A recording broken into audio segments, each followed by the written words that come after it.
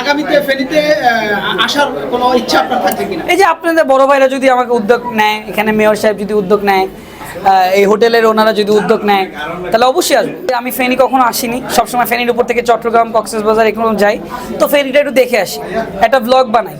ফেরিতে এসে যা দেখলাম তা আমি কখনো আসলে কল্পনা করতে পারি না যে এত ভালোবাসা, মানুষের এত মায়া আমার প্রতি, সে মায়া আমি মুগ্ধ হয়ে গেছি। আমি একটা ক্ষুদ্র মানুষ, যে মানুষকে এত ছোট্ট একটা মানুষকে সবাই এত ভালোবাসতেছে, এত আদর করতেছে, মনে হয় আমি ঘরের ছেলে আসছে তাদের। সো এই আদরটাই আমি আমার কাছে খুব ভালো লাগে। তাদের আনন্দ দেখে অবশ্যই আমার ভালো অনুভূতি ছিল যে প্রত্যেকটা ভাই আমার বোনরা আসছে যারা, তারা আমি তাদেরকে এক নজরেই দেখতে আসছি, তারাও আমাকে এক নজরেই দেখতে আসছে। আর আমি তো কোনো মন্ত্রী না, মিনিস্টার না, আমি আগেও বলেছি, তারা ভালোবেসে আসছে।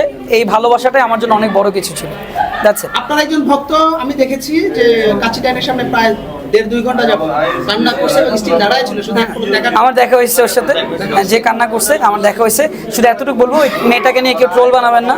একটা মেয়েকে নিয়ে একটা মানুষের প্রতি ইমোশন থাকতেই পারে, তো ওই মানুষটা একটা মেয়েকে নিয়ে যদি কেউ ওটা নিয়ে দুষ্টিমি করে, ফাজলামি করে, আমি মনে করি আমাদের ঘরে বোন আছে, সেও তো কারোর না কারোর বোন। সো ওই বোনটাকে নিয়ে প্লিজ আপনারা কেউ মজা করবেন না বা দুষ্টিমি করবেন না। আর যারা দুষ্টিমি করতেছে তাদের ফ্যামিলি পরিচয়টা আসলে দিয়ে দিবে, আমি মনে করি।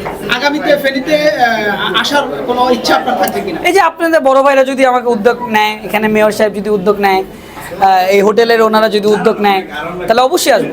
তারপর আমাদের মেয়র সাহেব, উনি তো আমার বড় ভাই, উনি উদ্যোগ নিলে কেন আসবো না? আর আমার ফ্যানরা, আমার ওয়েলউইশাররা, আমার আন্টিরা, আমার আঙ্কেলরা যারা আমার আদর করে, তার সন্তান, তারা যখনই আমাকে তার বাসায় দাওয়াত দেবে আমি চলে আসবো।